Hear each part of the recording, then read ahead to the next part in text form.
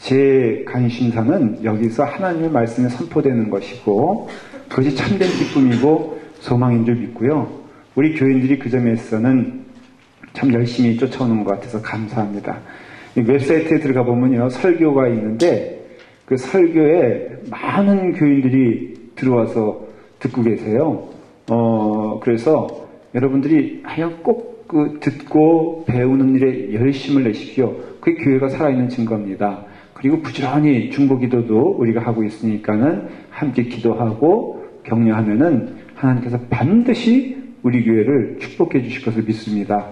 오늘 이 시간에는 우리의 목표 딱 하나예요. 이런 황량한 가운데 우리가 뭐하러 왔어요, 여기? 그러니까 제일 불쌍한 사람은 말씀의 은혜 받지 못하고 가는 것이라 하는 것이죠.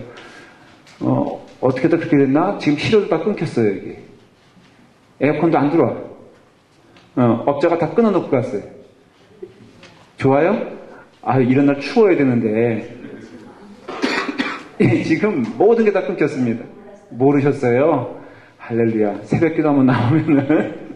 그래서 지금 시료 다 끊겨있고, 뭐 다 끊겨있고 조금 어수선한데도 함께 은혜를 받으시면 고맙겠습니다. 성경의 8대교리, 여러분 기억나시죠? 뭡니까? 성경, 하나님, 예수님, 성령, 사람, 인간, 교회, 구원, 종말. 그렇죠? 아이고, 이거 안 돼요? 이쪽 때 너무 조용한 것 같아. 이러면 한 명씩 일어나 시킵니다. 8명은 8개 외우라고 그랬잖아요. 그렇죠? 다시 한번. 성경은 차근차근 해봐요. 제가 가르친 대로 해주세요. 성경은 딱 띄워. 어차피 성경은 기준이니까. 그러니까 첫 번째, 성경은 딱 띄우는. 그 다음에는 삼위일체잖아요. 그렇죠? 그러니까 성부, 성자, 성령. 그 다음엔 뭐가 나와요? 하나님께서 귀하게 계신 인간이 나오죠? 인간이 뭐 했어요? 구원을 받아야죠. 타락했으니까. 그래서 구원받은 자들이 모여서 뭘 이룬다? 교회를 이루고 마지막 때가 온다. 이 연상법칙으로 외우려 그러면 안 돼요. 그러니까 이제 물 흐르 들어가시 할 수 있죠? 성경이 나오면 성부, 성자, 성령이 나오고 인간이 나오면 타락했으니까 구원에 이르고 구원받은 자들이 교회에 모여서 예수 그리스도의 종말을 기대하며 기다린다라는 것이죠. 다 외웠어요. 그렇죠? 이게 성경의 다 프레임이에요. 우리가 그 가운데 어디까지 왔습니까?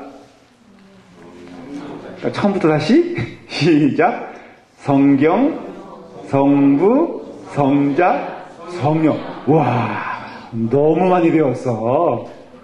어휴, 흐뭇하지 않아요? 그쵸? 아무것도 모르던 우리가, 무지몽매했던 저희가. 그래도 이제 하나님은 알잖아요. 수요일 날까지 오시면 너무 좋은데. 수요일 날까지 오시면 지금 어디까지 갔냐면요. 창세기, 출애굽기, 레위기까지 왔어요. 레위기는 뭘까? 최경혜 권사님? 거룩. 어휴. 그러니까 거룩이지. 그렇죠? 민수기는 뭔가? 인구조사. 그렇게 대답하면 이제 수요성역 공부 안 나온 사람의 티가 나는 거예요. 민수기는 뭐예요? 하나님의 섭리와 신실하심. 반드시 말썽을 부리건 때를 쓰건 어떤 삶이든지 하나님께서 끌고 가시는 자는 반드시 가나안 땅으로 끌고 가신다. 이런 얘기를 하고 있어요. 여러분, 저만 신나는 것이 아니라 정말 재밌습니다. 하나님 말씀 배우는 것이 즐겁고 기쁜 일이에요. 그래서 오늘은 저 시기 맞나요? 찬양은 좀 오늘 일찍 끝냈군요. 네, 오케이. 오늘은 뭐에 대해서 배울 거냐면은 인간에 대해서 배울 거예요. 뭐 굳이 표현을 하자면은 인간론에 대해서 배웁니다. 네, 그러니까 우리 자신에서 오늘 배우는 날이에요. 인간에 대해서 나눌 때는 크게 세 캐테고리로 나누게 됩니다. 첫째는 똑같아요. 이 그림은 다 비슷하죠? 창조된 인간. 이 창조된 인간은 아담을 보는 거예요. 아담. 어떤 상태의 아담? 타락 전의 인간. 하나님께서 온전하게 만들어 주신 그 인간. 그를 말하는 것입니다. 그 다음에 창조된 인간이 있으면 다음에 뭐가 있을까요? 그렇죠. 타락한 인간이 있지요. 그래서 창조된 인간이 있으면은 그 다음에 타락한 인간이 있어요. 그 다음에는 뭐가 있을까요? 그렇죠. 너무 대답을 이거 원래 배웠어요, 여러분들? 성령께서 가르쳐 주세요. 하여간 대답도 잘하세요.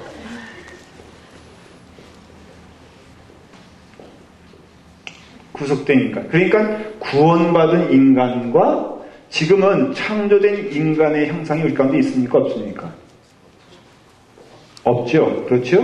그러니까 이 세상에는 지금 타락한 인간과 구속된 인간이 있는 거예요.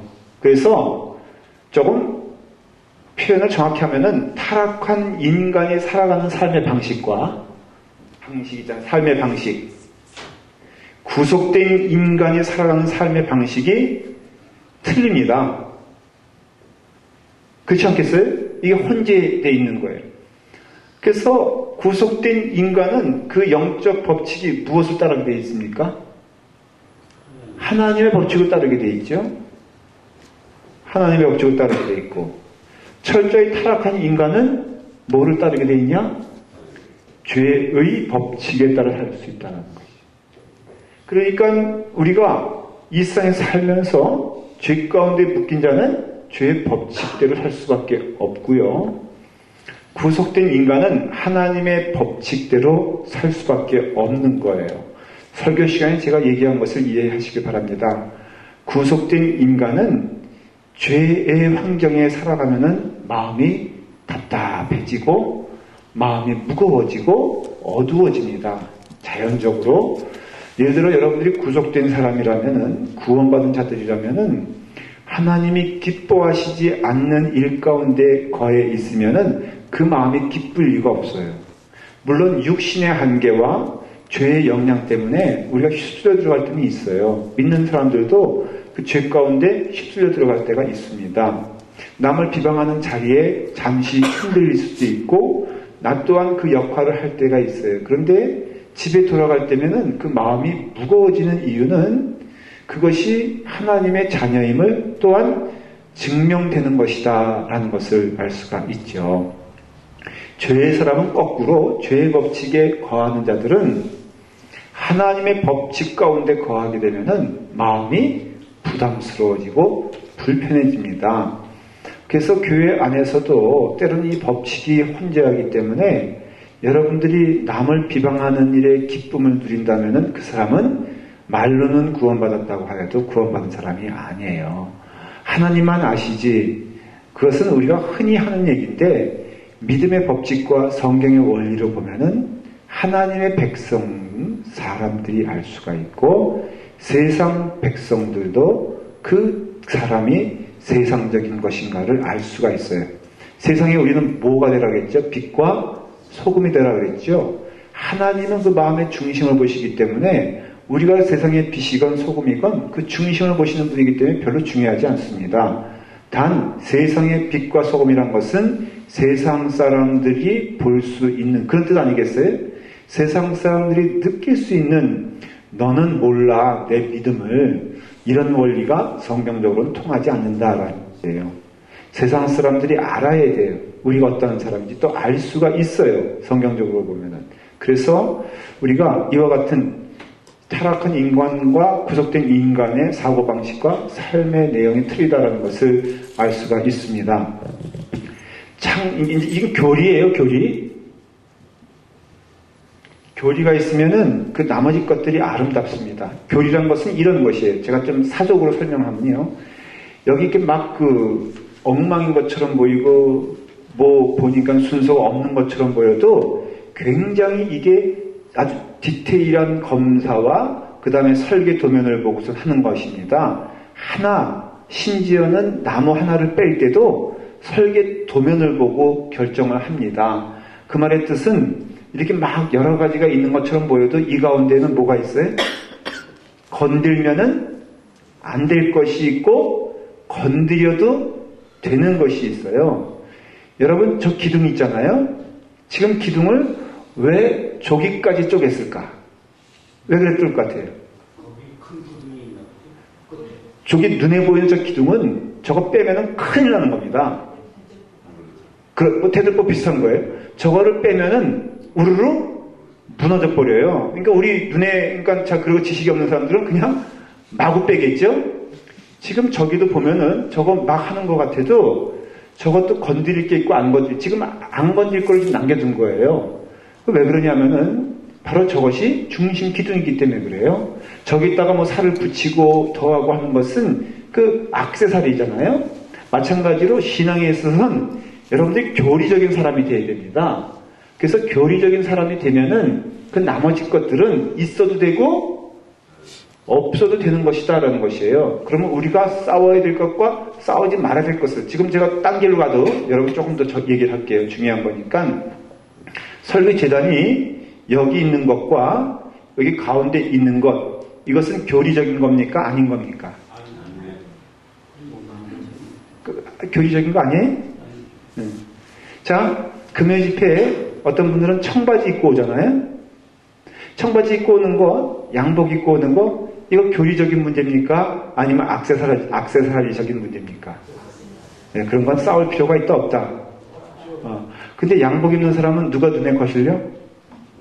청바지 입고 온 사람이 거슬리겠죠. 그렇죠? 청바지 입고 온 사람들은 또 양복 입은 사람 보면 어떻게 느껴져? 고리타분하다고 느끼지겠죠.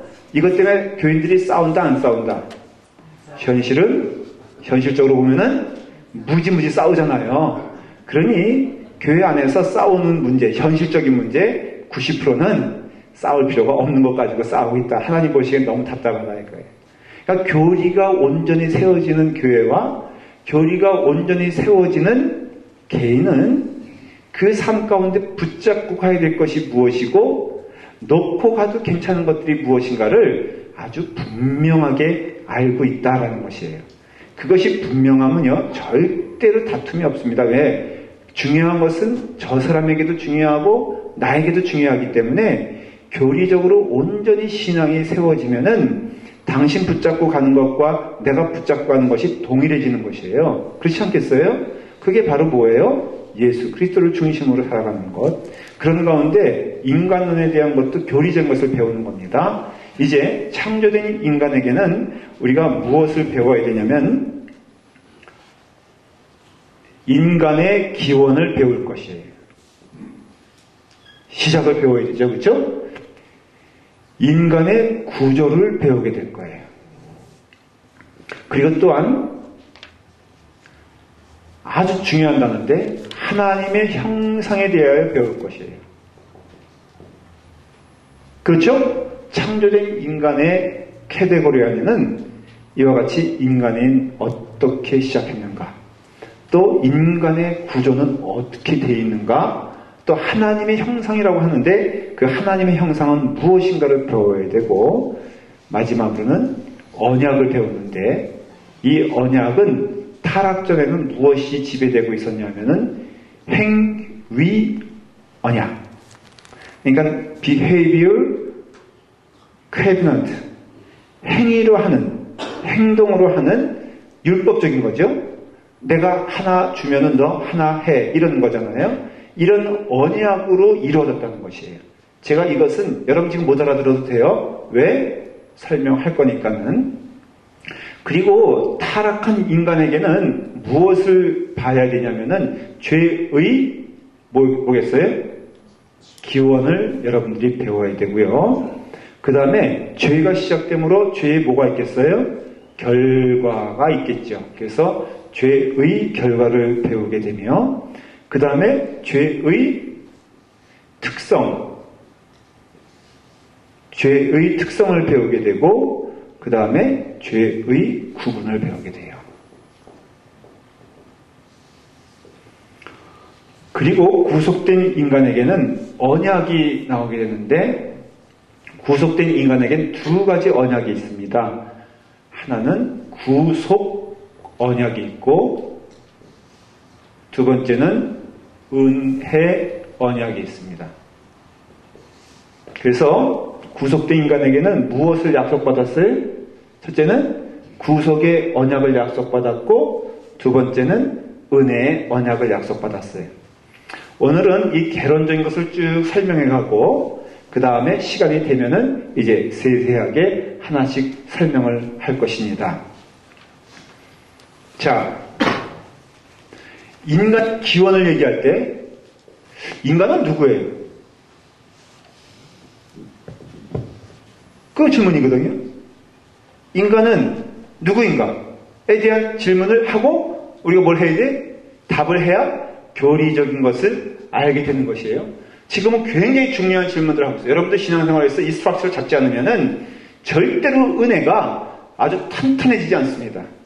오늘 이 시간 여러분들이 잘 배워두면은 반드시 여러분들 신앙생활이 탄탄한 건물 위에 서 있는 것 같이 여러분들 신앙 흔들리지 않을 것을 제가 확신을 합니다. 굉장히 중요한 날이에요. 아마 제가 보기에는 오늘만큼 중요한 날이 없을 거라고 저는 확신을 합니다. 이런 말은 다음 주가 하면 또 어떻게 하죠? 또 하죠. 왜? 매주가 중요하니까. 그러니까 빠지지 말라 그 소리를 하는 겁니다. 자, 인간의 기원은 뭐겠어요? 인간이란 어떤 존재냐라는 질문과 똑같은 것이죠. 자, 인간은 그렇죠. 중요한 거예요. 창조물이에요. 인간은 피조물이에요. 그래서 인간은 누구냐? 그러면은 하나님의 작품이다라는 것이. 너무나 쉬우면서도 답이 되죠. 자, 질문할 테니까 답을 하세요. 인간은 누굽니까? 하나님의 창조물이다. 작품이다. 세상은 뭐라고 말하죠? 인간에 대해서? 인간은 왕이다. 인간은 진화의 산물이다. 인간은 우연의 결과이다. 이런 소리가잖아요. 그러니 성경적인 것과 세상적인 지식은요, 놀랍게도 이렇게 땅이 갈라지는 것처럼 확연하게 갈라지는 것을 알 수가 있어요. 그래서 우리가 자녀들에게도 신앙교육을 시켜야 된다는 것이에요. 여러분 옛날 청교도 시대 때는요, 철저하게 그 부모가 왕 같은 제사장이라는 관념을 가지고 있었어요. 신앙적인 개념을 가지고 있었어요. 그래서 그 아이의 신앙은 누가 책임진다?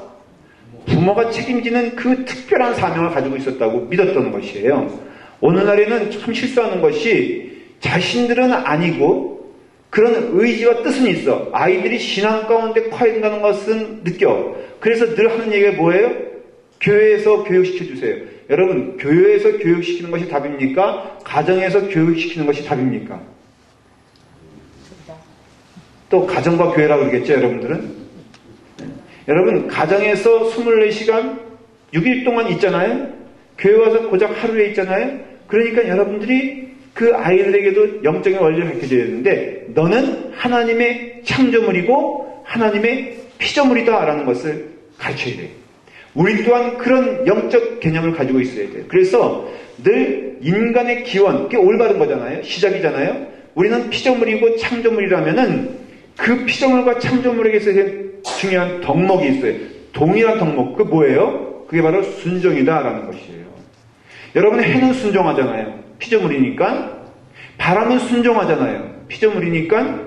바다의 생물은 순종하잖아요. 그럼 피조물이니까. 동물은 순종하잖아요. 그럼 피조물이니까. 근데 오직 불순종하는 존재가 있어요. 누구예요? 인간이에요. 그러니까 인간이 괴로운 것이에요.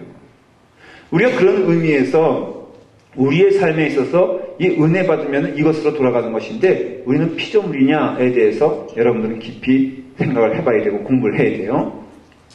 그 다음에 인간의 구조는, 이 창조된 인간이라는 것은 온전한 인간을 얘기하는 것이에요. 타락 전의 인간을 얘기하는 것이에요. 인간의 구조는 뭐와 뭐로 되어 있습니까? 영과 그렇죠. 영과 육으로 되어 있어요. 이건 하나님의 형상과 연결이 되는 얘기인데, 동물은 뭘로 존재되어 있어요? 육으로만 존재되어 있어요. 아니, 우리 개 키우는데 개 보니까는 상당히 생각하는 것 같더만, 머리 쓰는 거 보면 대단히 영특해요. 그리고 또 어떤 때 인간의 능력보다 더 놀라운 집중력을 가지고 있어요. 우리 집에 개 한 마리가 있어요. 치아와인데 이 개는요 오로지 먹고 사는 문제에만 매달려 있어요. 그래서 늘 일어나면 먹을 거 걱정. 그래. 근데 제가 아주 신기하게 생각하는 건 어저께 그 경험을 했어요. 집사람이 이제 피아노를 막 치고 있어요. 우리 집 개는 그 밑에 그 바닥에서 이제 자고 있었어요. 그래서 제가 이렇게 장난으로 한번 요놈이 어떻게 하나 보자 하고선 제 방에 그 먹을 게 있잖아요. 제가 그 말씀을 준비하다가 한번 이렇게 그 먹을 걸 이렇게 하려면 이렇게 봉지를 뜯어야 되잖아요. 그래서 봉지를 탁 뜯어봤어요. 뜯어보고 기다려봤어요. 얘가 들었나 안 들었나. 도저히 인간의 귀로는 들을 수 있는 상황이 아니야. 피아노 쾅쾅쾅쾅 치고 있는데 들릴 리가 없잖아요. 그런데요, 놀라운 것은 우리 집사람은 못 들었는데 걔는 들었어 안 들었어? 와, 그 뿌시럭 그 소리, 순간의 소리를 듣고 와서는 그거 한번 얻어먹겠다고. 그러니까 걔가 사람보다 나아 못나. 어떤 면에서는 걔보다 아니다, 사람보다 나아요. 그러나 그 사람에게 없는 것, 그건 바로 뭐냐면 영이거든요. 그래서 성경은 아주 분명하게 얘기하는데 인간에게만 있는 특별한 구조는 무엇이냐? 영과 육으로 나눠진다라는 것이에요. 그리고 연결돼서 하나님의 형상은 뭘 말하는 거겠습니까? 영입니까? 육입니까? 그래서 늘 성경에서는 뭘 먼저 얘기하냐면은 영을 얘기하잖아요. 그쵸? 너의 영혼의 잘됨같이 범사가 잘된다. 이런 것은 뭘 뜻하냐면은 바로 이 영혼이 우리의 육신보다 늘 앞서가는 존재라는 것이에요. 다시 말하면 여러분들의 영이 행복해야지 육신이 행복해진다라는 것을 잊으면 안 돼요. 근데 우리는 거꾸로 살고 있잖아요. 정직하게 말하면은 육신이 행복해져야 영이 행복하다고 말을 해요. 많이 그렇게 생각하고 지금 물질 만능주의라 하는 것은 딴 것이 아니라 물질이 영혼을 지배한다고 생각하는 것이에요. 지금 여러분들은 그 사상에 물들어 있어요. 어느덧. 교회 안에서도 마찬가지예요. 늘 우리가 이런 것 할 때마다 고백하는 것이지만 여러분, 건물이 잘 되면 교회가 부흥합니까? 아니면 은혜가 넘치면 교회가 부흥합니까? 은혜가 넘치면 교회가 부흥한다고 하죠. 어떤 땐 저에게 도전하시는 분들이 있어요. 목사님, 요즘은 그렇게 하면 안 됩니다. 환경이 잘 돼 있고 요즘 얼마나 사람들이요 야가가지고요 여러 가지 환경을 보는데요. 구질구질한 교회는 절대로 교회 부흥하지 않습니다. 여러분 동의하십니까? 목사님 똑같은 경우에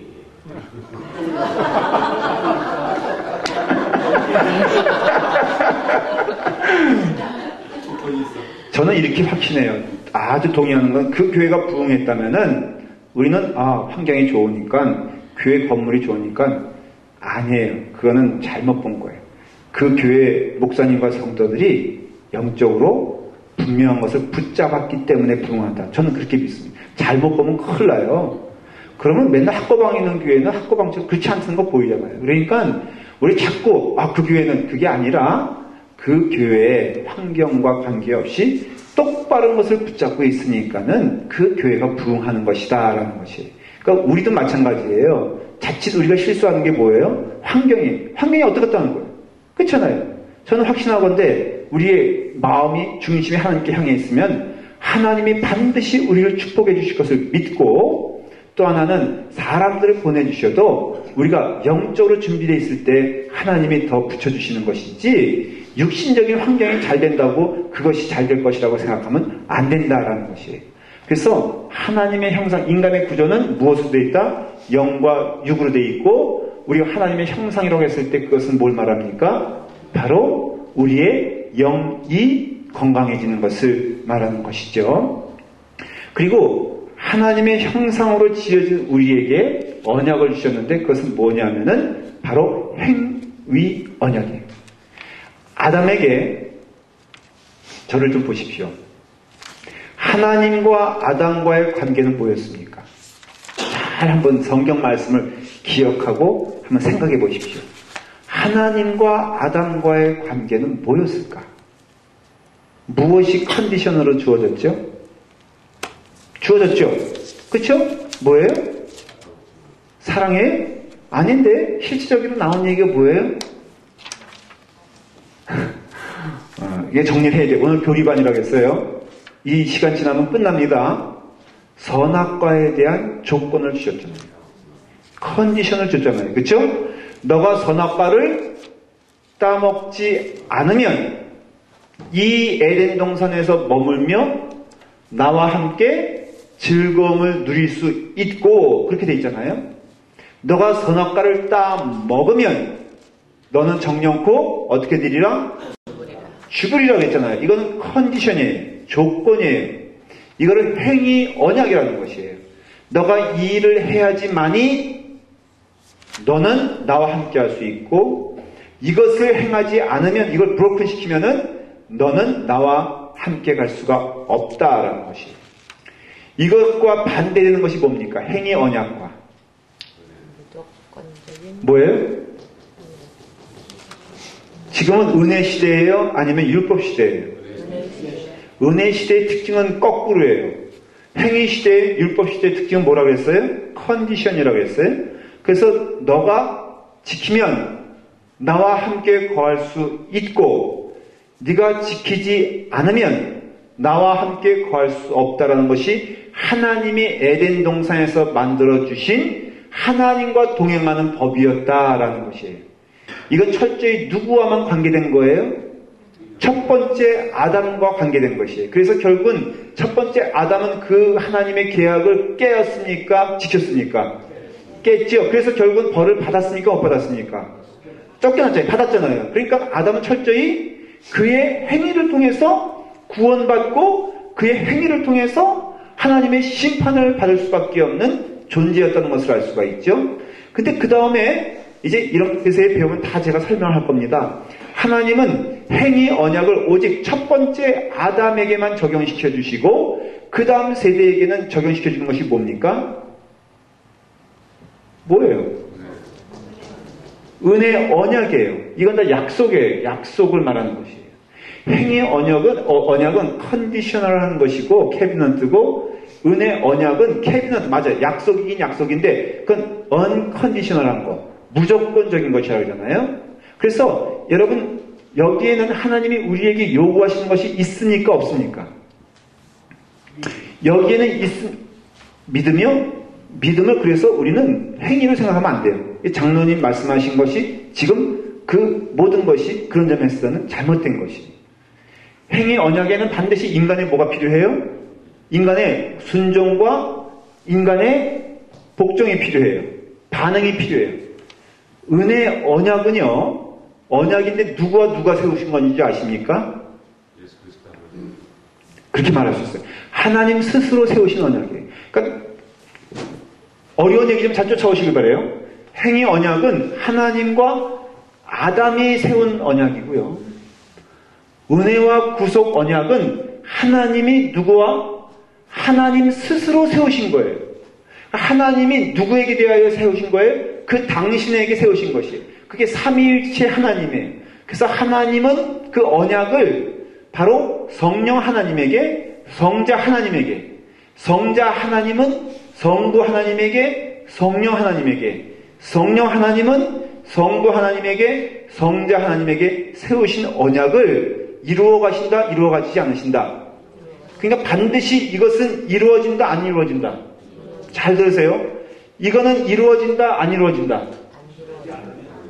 그렇죠? 그러니까 이것은 이루어질 수도 있고 안 이루어질 수도 있는데 결과적으로는 이것은 이루어지지 않았어요. 실패된 거예요. 그렇죠? 이것은 반드시 이루어질 수밖에 없어요. 왜 그런지 아십니까? 하나님이 누구에게? 하나님께 약속한 것이기 때문에 여러분 생각해 보세요. 그렇잖아요? 하나님은 전능하시잖아요. 끝까지 가시잖아요. 신실하시잖아요. 그러니까 하나님이 하나님 스스로 약속하신 것은 반드시 이룬다. 그래서 성경에는 구속에 대한 말씀이기 때문에 그런 내용들이 많은 것이에요. 내가 반드시 어떻게 한다 그래요? 이루리라 했을 때 그 이룬다는 것은 너희들의 행동을 보고 너희들의 믿음을 보고 너희들의 생활을 보고 내가 이루겠다는 것이 아니라 하나님께서 이루고자 하시는 것은 반드시 이루어질 수밖에 없다. 왜? 하나님이 하나님에게 약속하신 것이니까라는 것이에요. 그러므로 우리가 믿음을 얘기할 때 그 믿음이라는 것은 우리의 행위적인 믿음을 말하는 것이 아니라 그 하나님을 믿는 것이에요. 좀 어려운 얘기지만 이해가 되십니까? 여러분? 뭘 믿는 거라고요? 하나님을 믿는 거예요. 전능하신 하나님을 믿고 그 하나님 스스로 약속하신 것은 반드시 이루어 주실 것이다 라는 것을 믿는 것이에요. 안 믿으면 나중에 이루어지지 않죠. 아니죠. 왜냐하면 하나님이 이루시고자 한 것은 반드시 이루는데 거기에 물론 우리의 불순종으로 거기에 동행할 수 있고 동행할 수 없지만은 우리의 동행과 우리의 불순종과 관계없이 하나님께서 이루고자 하신 일은 이루어진다는 것이에요. 그렇죠? 이해가 되시죠? 그러니까 우리가 믿음으로서 뭐 믿어지면은 하나님의 일이 완성되고 안 믿어지면은 완성 안 된다 이게 아니라 하나님은 반드시 그 일 가운데 이루어 주신다라는 것이에요. 오늘 예를 들어서 우리 라팔마 교회를 향한 하나님의 뜻이 있지 않습니까? 그리고 하나님의 백성들을 통하여 그 일을 이루어 주신다는 어떤 성경적인 약속이 있잖아요. 그러면은 우리가 거기에 어떤 때는 그래요. 교회가 나를 알아주지도 않고 목사님도 나를 알아주지도 않는 것 같고 성도들도 나를 대접하지도 않는 것 같아서 내가 이 교회에서 얼마나 중요한 인물인데 내가 없으면 어떻게 되나 보자 라고 해서 뛰쳐나가잖아요. 그럼 누구만 손해요?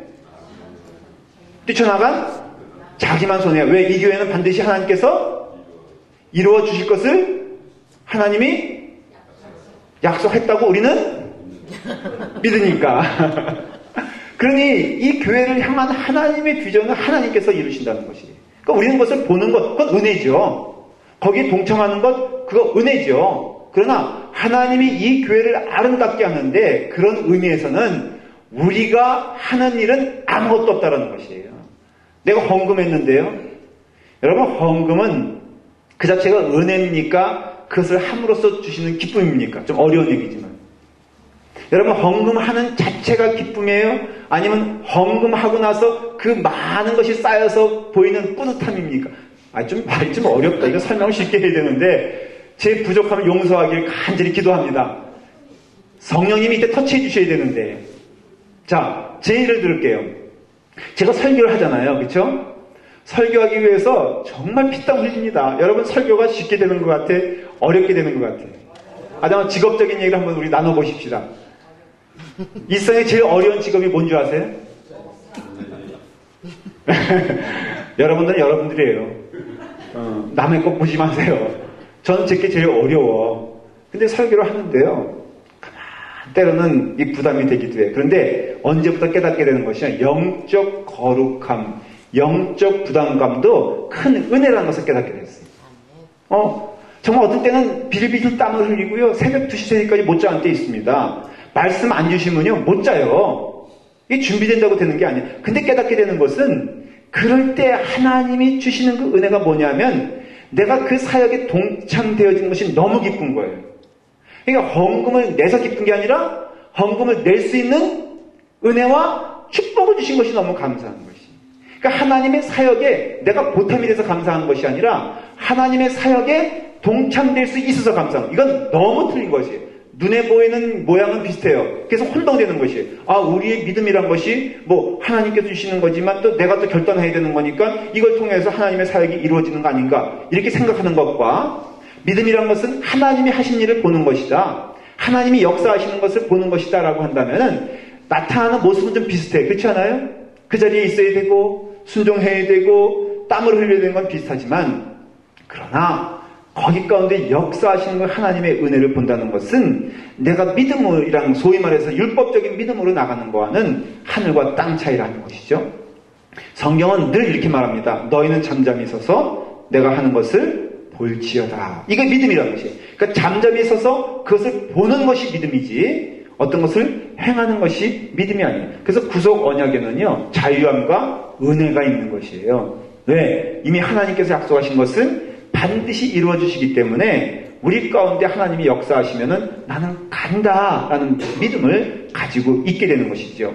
그거는 쇠뇌적인 것, 인간적인 생각이 아니라 하나님의 내게 주시는 은혜가 충만하기 시작하면은 그런 것이 우리 가운데 넘치게 된다는 것이에요. 자, 다시 돌아와서요. 그래서 우리가 행위 언약은 아담과 하나님과 맺은 언약이다라는 것이에요. 그 다음에 죄의 기원을 얘기하면은 이것도 아담과 연관되어 있죠. 그렇죠? 자, 여러분, 죄는 말씀드린 대로 나중에 세세하게 설명할 테니까 지금 금방 넘어갈게요. 죄의 시작은 누구부터 시작됐습니까?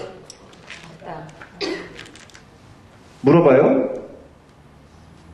아담이 죄의 유혹을 받은 것이지 죄의 시작은 아니에요. 그렇잖아요. 그렇죠? 아담이 이미 있었던 죄로부터 유혹을 받은 것이지 아담의 마음 가운데 없었던 죄가 생겨난 것은 아닌 것을 알 수가 있어요. 그러니 아담이 죄의 시작이라고 말할 수가 없어요. 사탄은 어떤 존재일까? 타락한 천사라고 성경은 되어 있어요. 그러니까는 타락한 천사 가운데 그 마음 가운데 교만한 마음이 들어왔어요. 그 교만의 시작은 성경에는 나와 있지 않아요. 그러나 분명한 것은 하나님의 형상에는 그런 교만적인 요소가 있을 수 있다는 것이, 자기의 사랑이 있을 수 있다는 것이에요. 자, 그런 의미에서는 깨닫게 되는 것은 죄의 기원은 아담부터인데 나타나는 모습은 무엇일까? 바로 교만이다라는 것이에요. 자기가 왕이 된다거나 아니면은 하나님과 같이 되고 싶다거나 다 같은 얘기예요. 그래서 죄는 그 시작이 뭐로 시작된다? 교만으로 시작되는 것이에요. 내가 주인이라는 의식 가운데 시작되는 것이에요. 세상 사람들도 지금 그렇게 살고 있다, 살고 있지 않다. 살고 있다는 것이죠. 자, 그럼 넘어와서 그런 교만의 결과, 죄의 결과로 나타나는 것이 뭡니까? 죄의 결과. 이 교리적인 거라고 했어요. 여러분 잘 스트럭처 만들어가는 과정이에요. 죄의 결과로 나타나는 것이 뭐예요? 멸망. 뭐 다 얘기해. 이거는 죄의 열매라고 하는 것이에요. 결과라고 말하면 안 돼. 죄의 결과는 딱 하나만이에요. 뭐예요? 하나님과의 단절이에요. 이해가 되십니까? 하나님과 단절되었기 때문에 나타나는 현상들이 여러 가지 죄의 열매들이에요. 뭐 그렇게 얘기할 수 있잖아요. 물에 빠졌어요. 그래서 물에 빠지면은 죽잖아요. 여러분 물에 빠져서 사는 사람 있어요?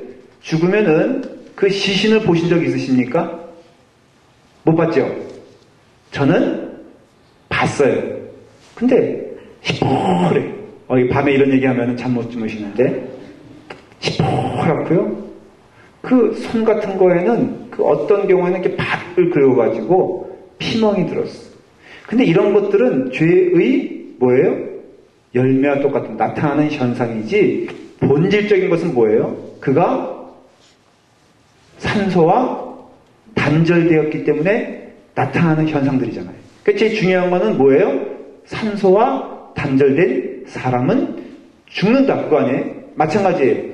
하나님과 우리 사이가 죄의 결과로 인하여 단절된 것, 이것이 여러분들이 나타나는 모든 문제의 원인이 된다는 것이에요. 자, 그러면 죄의 시작은 뭐라고요?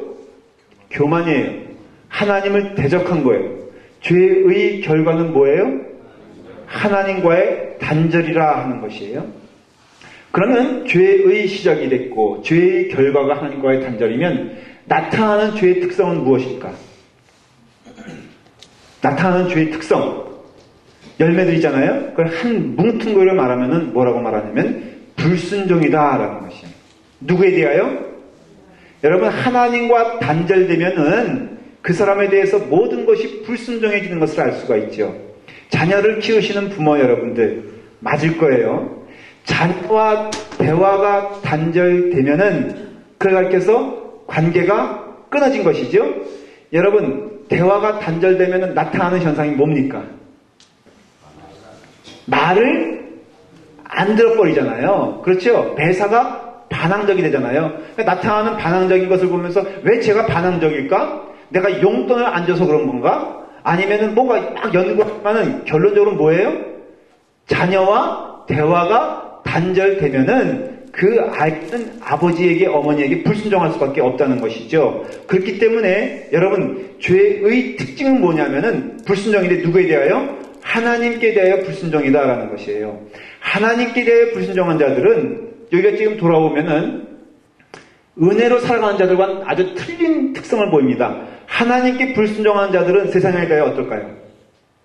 세상에 대하여 순종하죠. 철저히. 그렇죠?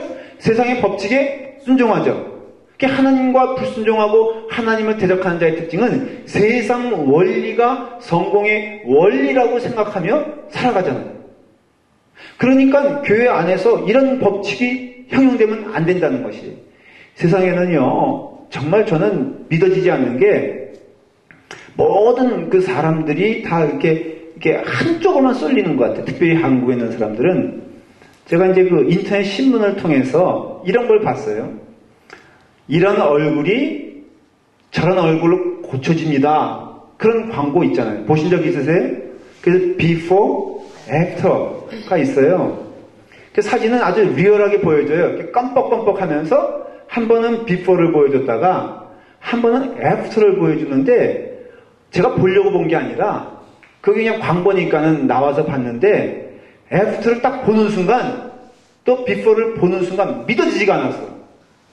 세상에 요즘 현대의학이 그런가요? 정말로 다른 사람으로 변하더라고요. 야, 우리 교회는 천연만 있잖아요, 이렇게. 근데 아주 놀랬어요. 그 눈이 이렇게 조그만 여자 그 청년이, 우리 교회 청년들만은 이렇게 청년이 있는데 그냥 평범하다 못해서 좀 이렇게 이렇게 생겼어요. 저는 뭐 잘 안 보니까 그런 거. 그런데 애프터를 딱 봤는데요. 눈이 달덩이만 해요. 코는 어떻게 깎았어. 그리고 턱은 잘 세웠더라고요. 근데 이게 영화 배우처럼 보이는 거예요. 그리고 밑에다가 500만 원이면 됩니다. 이렇게 돼 있어요. 근데 세상 사람들 다 어때요? 솔직히 말을 해서 그걸 따라가고 싶어, 안 따라가고 싶어? 솔직히 말을 해서. 여러분들, 제가 이렇게 말할 때 그 사이트가 어딘지 가르쳐 주세요. 이따 찾아오면은 어떤 사람이야? 네? 세상적인 사람이야? 하나님적인 사람이야? 그러니까 세상의 지배를 받는 자들은 죄의 특성이 뭐예요? 하나님께 불순종하는 자들은 세상에 철저히 순종할 수밖에 없고 세상에 하나님을 불순종하기 시작하면은 세상에 대하여는 그렇게 마음이 쏘이지 않는다라는 것이. 여러분들이 지금 스스로 내가 하나님 믿고 있는가? 하나님의 사람인가? 진단할 수 있어요. 정직하게 말을 하면. 제가 말씀을 드릴 때 여러분들은 어느 편에 쏠려 있습니까? 정말로 우리 삶 가운데 영원히 아름다운 것에 대해서 관심이 있습니까? 하나님께 순종하는 것에 대해서 관심이 있습니까? 이게 바로 어떤 불순종과 순종에 대한 하나님이 주시는 구분이 된다. 이게 바로 뭐예요? 죄의 구분이 된다라는 것이에요. 자동적으로. 그래서 이것이 타락한 인간들에게 보여지는 아주 극명하고 분명한 사건이 된다는 것이죠. 그런데 이게 순서대로 창조된 인간이 타락한 인간이 되고요. 타락한 인간 가운데 어떤 인간이 나와요? 구속된 인간이 나와요. 그러니까 구속된 인간은 반드시 뭐를 하냐면은 타락한 인간이 갖는 아픔과 고통과 그 모든 것들을 알고 있는 자들이에요. 그래서 그것이 주는 거짓된 기쁨이 무엇인지 그리고 고통이 무엇인지를 알고 있는 사람 가운데 누가 탄생되는 거예요? 구속된 인간이 태어나는 것이에요. 반대로 타락한 인간은 구속된 인간의 기쁨과 즐거움과 그 모든 것을 압니까? 모릅니까? 모르죠. 그러니 타락한 인간은 구속된 인간을 이해할 수 있습니까? 없습니까? 없죠. 그렇죠? 세상 사람들이 믿는 자들을 이해할 수 있어요? 없어요? 이상한 거야. 그렇지? 근데 구속된 인간은 타락한 인간을 압니까? 모릅니까? 지나왔으니까. 그래서 청년 때 굉장히 타락한 길을 간 사람이 은혜 받은 다음에 굉장히 신앙의 폭이 넓어지는 것을 봐요. 그래서 젊었을 때 너무 성실했던 사람은요, 하나님 보시기엔 별로 어떻게 보면은 쓸 때 굉장히 사용하기 빈약할 수가 있어. 저는 어릴 때부터 모태신앙자잖아요. 그리고 중고등학교 시절을 나름대로는 그래도 몇 번 가출은 했지만, 뭐, 이렇게 착실하게 보냈다고도 할 수 있고, 그 청년 시기에도 뭐 이렇게 많이 타락하지 않고 어떤 때는 그 젊었을 때 고난과 고통과 어려움을 잘 모르는데 근데 여기 몇 분 그런 분들 있잖아요. 세상에서 잘 나갔던 분들. 그렇죠? 그런 분들은 잘 이해하는 면이 있는 게 왜냐? 바로 이 타락한 인간이 어떤 자이고 이들이 갖는 거짓된 기쁨이 무엇인가를 알기 때문에 이 구속된 인간에게는 이들을 볼 때 궁휼한 마음과 불쌍한 마음이 생기는 것이죠. 그리고 구속된 인간의 가장 큰 특징은 무엇입니까? 뭘로 살아가는 거예요?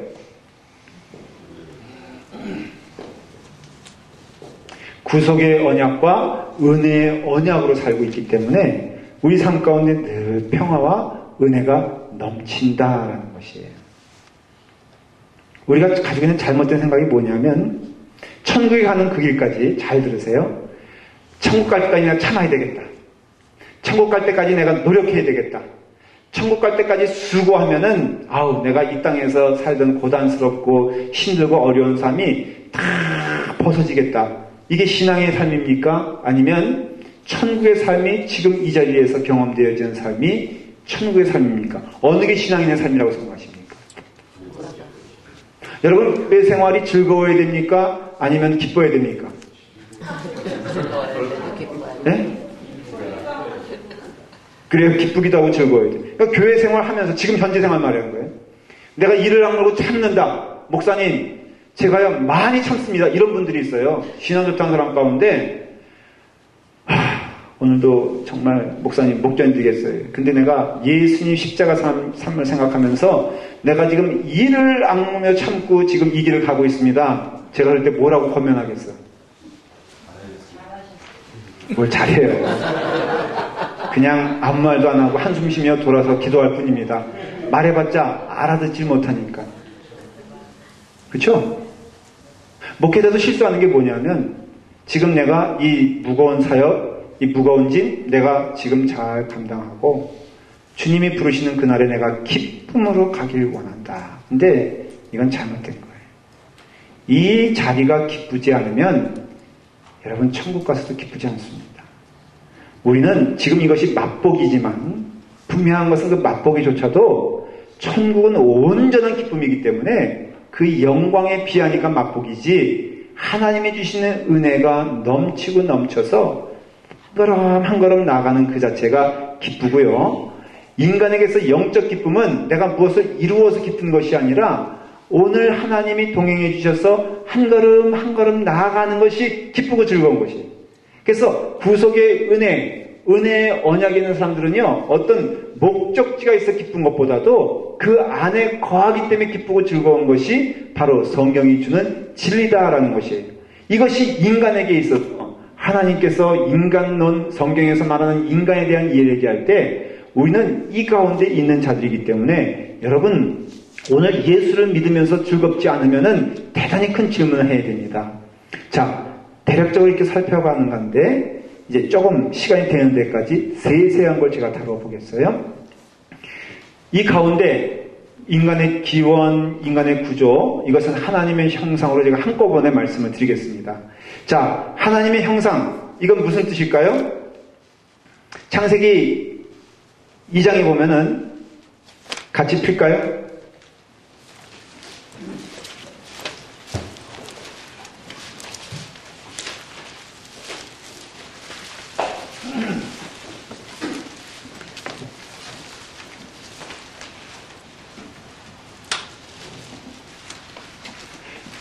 자, 창세기 2장 7절에 볼까요?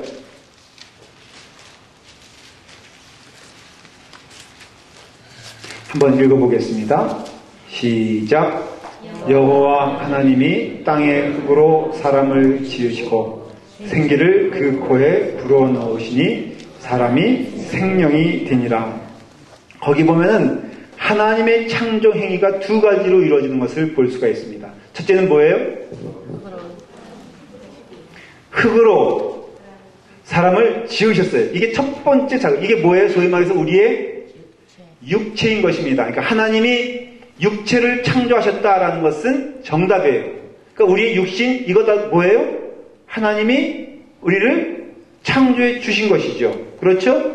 그래서 하나님께서는 육체를 창조하시고 그 다음에 뭐라고 되어 있어요? 생기를 그 코에 불어넣으시니 사람이 생명이 되니라. 생명이란 단어는 꼭 사람에게만 쓴다는 것을 알 수 있어요. 그러니까 세상의 피조물은 흙으로 지으시지도 않았어. 뭘로 지으셨어? 말씀으로 지어버리셨어요. 그런데 사람에게는 특별한 두 가지 은혜를 주셨는데 하나는 육체를 지어주시고 또 하나는 영혼을 지어주셨어요.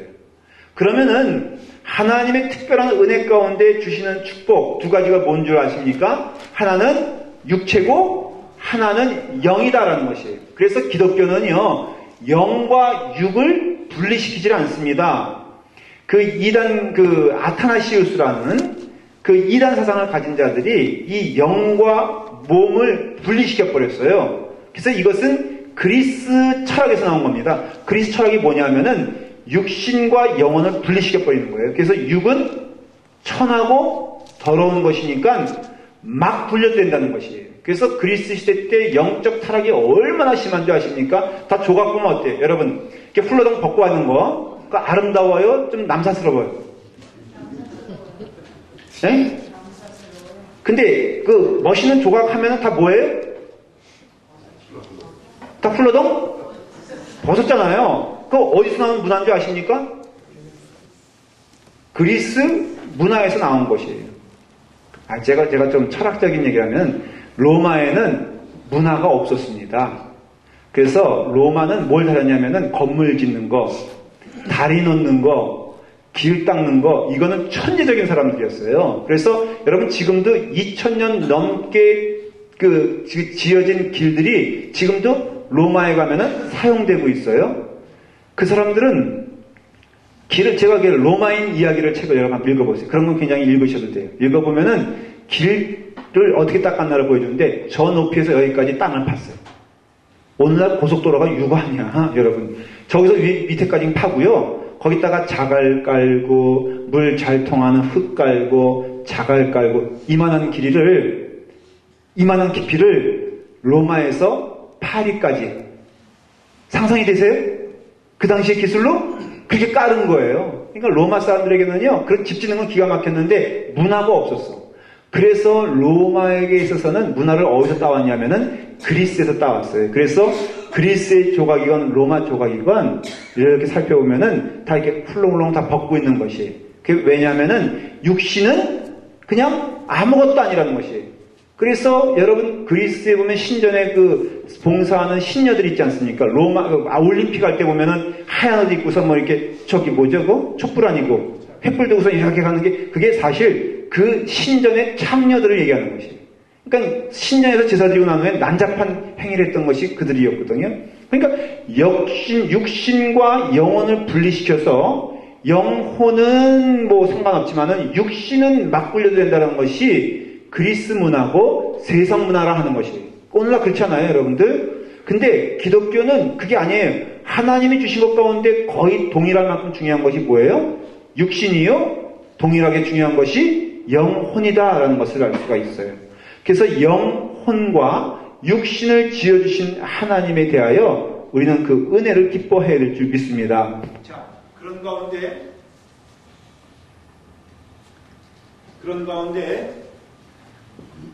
빼러리가 다 나갔습니다. 그래도 이것은 끝마치고 가야 되니까.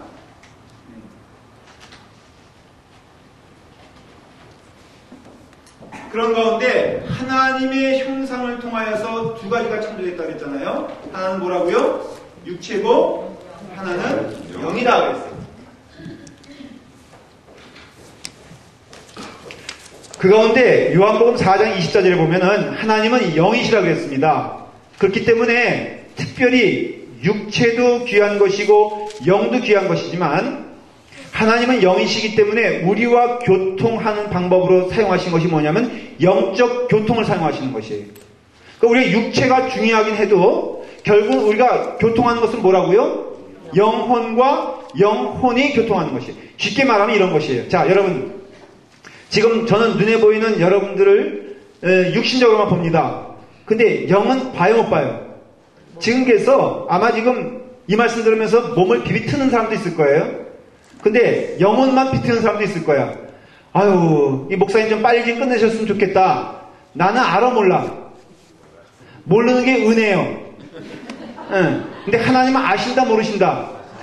하나님은 아신다라는 것이에요. 그래서 굳이 설명하자면은 영이 육신보다 귀하다라는 뜻은 육신을 버리라는 뜻이 아니라 하나님과 교통하는 방법은 영이다라는 것이에요. 그래서 여러분들이 영혼이 하나님과 교통하게 되었을 때 그때 여러분들은 은혜를 받는 것이에요. 여러분 육신적인 신앙생활 하는 사람 있어요? 성경을 1년에 한 번 통독하면은 반드시 한 나라에 간다 안 간다? 예? 성경책만 읽는다. 아니 대답해봐요. 여러분 대답하면 제가 대답해 줄게. 여러분 1년에 한 번씩 성경 통독하면 하늘나라에 간다 못 간다? 간다라고 할 때 저는 뭐라고 대답해요? 아니다라고 대답하는 거예요. 그럼 목사님은 맨날 강조하는 건 뭡니까? 신령과 진정을 하라 이것이에요. 그러니 여러분들 육신적인 것을 아무리 열심히 해도 영혼이 하나님께 바쳐지지 않는 모든 것들은 다 소용없다라는 것이에요. 저는 여러분들을 평가할 생각이 없어요. 그러나 분명한 것은 하나님은 영이시고 영혼을 보세요. 그러면서 여러분들의 마음 가운데 첫 번째는 정신적으로, 이것은 지성적으로예요. 하나님과 함께 가는가를 점검해 보시기를 바랍니다. 다 깊이 설명 어떻게 해요? 뭐라고요? 여러분들 지성적으로, 여러분 생각적으로 하나님께 전적으로 의지하는 자, 그 특징이 뭐겠어요? 세상을 살면서도 하나님이 계신 것을 의지적으로 두려워한다는 것이에요. 자, 여러분 땅에 돈이 떨어졌어요. 땅에 돈이 떨어지면은 그것을 내가 죽을 때 하나님이 보시는 것을 믿습니까? 안 믿습니까? 믿으면 나타나는 행동이 달라지죠. 제가 초등학교 3학년 때 길을 가다가 친구들과 5명이 갔었어요. 갔는데 그때 돈 1,000원을 주셨어요. 1,000원이면 그때 돈으로 아이스크림을 100개 사 먹을 수가 있었어. 왜냐면 1원에 아니다 1,000개인가? 10원에 하나죠. 맞죠? 원사님 맞죠? 10원에 하나 쭈쭈밥. 그런데 잘 못 먹던 시절이니까 5명이서 이제 딱 그것을 봤어요. 누구나 다 맨 처음에 뭘 생각했겠어요? 이거 내 것이 아니다 라는 생각했죠. 그래서 제가 그랬어요. 믿는 사람으로서 야 이거 경찰서에 가져가자 그랬더니 나머지 내 친구가 야 경찰에 가져가면은 경찰관에다 먹어. 그 영특한 애잖아요. 저는 순진한 사람이고 그 아이는 영특해요. 그래서 야 가봤자 경찰관이 이거 찾아주겠냐. 그러니 이거 다 경찰관이 먹어 하는 순간 3명의 아이 5명 가운데 1명은 이렇게 말했고 1명 저는 이거 경찰서에 가져가자 그랬는데 3명이 말하기를 야 그래 도민이 말이 맞아 말하지 않고 그래 맞아 최장관이 말이 맞아 딱 이렇게 했다 이거예요. 그럴 때 제가 그때 어떻게 됩니까? 믿음의 사람으로서 그때는 믿음이란 건 뭐예요? 지성적인 역할이잖아요. 어렵게 얘기하면은 그렇죠? 거기 뭐 믿습니다가 아니잖아. 그런데 제가 그것을 보는 순간 뭐라고 했어요? 그래 4명이 찬성하면은 어찌 내가 반대하랴. 그러나 나는 분명히 얘기한다. 나는 이거 경찰관에 갖다 줘야 된다고 말했다. 그리고 같이 아이스크림을 먹었을까 안 먹었을까? 먹었잖아요? 네. 이것은 뭐냐면은 좀 비유적으로 얘기하면은 내가 마음 그 지성 뭐 사용해서 한 부분은 하나님이 있다는 걸 믿지만은 결론적으로 뭐예요? 벼락 내리는 것을 자 여러분 제가 그때 하나님을 믿어요. 그렇죠? 근데 하나님이 그때 벼락을 내리신다 안 내리신다 뭘 믿었을까? 안 내리신다. 벼락 안 내리실 걸로 믿었어요. 왜 그동안의 삶이 그런 경험을 통해서 그러면 내 마음 가운데 온전하게 하나님을 믿고 있는 거야 안 믿고 있는 거예요? 여러분 그 다음 주에 가서 회개했을까 안 했을까? 왜 했을까? 들은 얘기는 있어. 회개하면 하나님께서 반드시 용서해 주신다. 어떤 목사님이 그러더라고요. 회개하면 하나님이 싫어도 용서해 주신다. 부흥회 때 제가 들은 얘기가 있어요. 어린 시절에도 하나님이 못하시는 건 하나 있는데 기도하는 자의 기도를 하나님은 외면하시지 않는다. 꼭 그런 쪽으로 해석한다고요. 그래서 국민학교 3학년 때 진짜 있었던 일이에요. 제 마음에는 분명히 하나님이 계신 걸 믿었고, 그리고 또 하나님께서 그런 것을 싫어하신 걸 믿었지만은 그것을 동참하여 먹고 나선 그 다음에 언뜻 생각이 뭐냐면 죄를 졌잖아 이미. 그러니까 뭘 해야 돼? 회개해야 돼. 그래 회개하면은 하나님이 용서해 주실 거라는 것을 믿었어요. 이것만 강조되는 것이에요.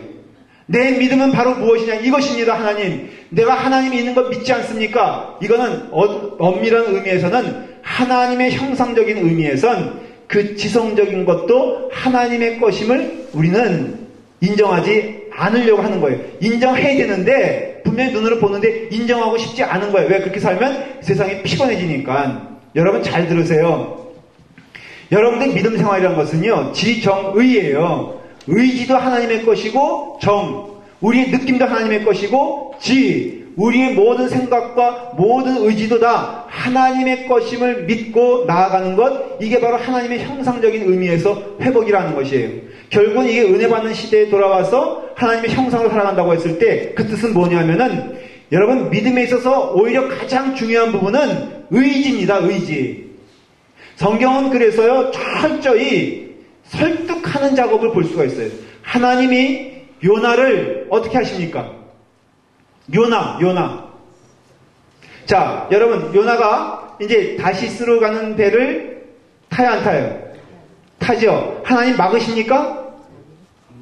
안 막죠? 배 밑창에서 드르렁드르렁 자고 있는 것 하나님 막으십니까? 그냥 가게 하시죠? 폭풍을 치게 하시죠? 고래 뱃속까지 가게 하시죠? 여러분 이 의도가 무엇인지 아십니까?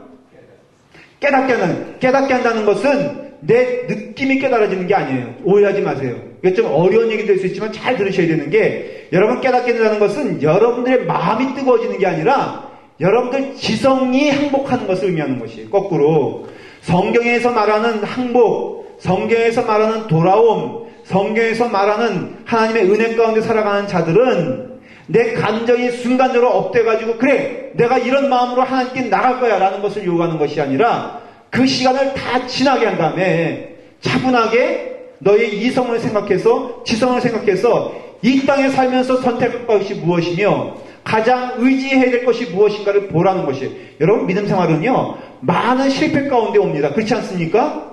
사람 가운데 배신 많이 경험하게 하면서 은혜 받게 합니다. 여러분 교회 안에서도 부흥 만일에 우리의 느낌만이라면은 부흥의 만을 통해서 은혜 받는 걸로 우리는 충분하다고 생각하고 또 그 일만 일어나야 되잖아요. 근데 궁극적으로는 하나님의 인도하심과 하나님의 이끄심은 여러 가지 방법들을 통하여 종합적으로 우리한테 다가오심을 알 수가 있어요. 그렇지 않습니까? 그런데 하나님은 그런 가운데 특징이 뭐냐면 기다려주심이에요. 왜 기다려주시냐? 우리의 생각과 우리의 지성이 항복될 때까지 하나님이 기다려주세요. 착각하지 마십시오. 하나님은 불같은 성령이라고 했을 때 그 불같은 성령은 우리가 횟가닥 뒤집어지는 게 아니에요. 베드로가 횟가닥 뒤집어져가지고 그의 삶 가운데 하나님의 역사가 일어나는 것이냐? 오해하지 마십시오. 여러분 불같은 성령 받고 여러분들의 마음이 뜨거워져도 감옥에 가면은 마음이 식어지겠습니까? 뜨거워지겠습니까? 그러면 베드로가 감옥에서 뭐 했어요?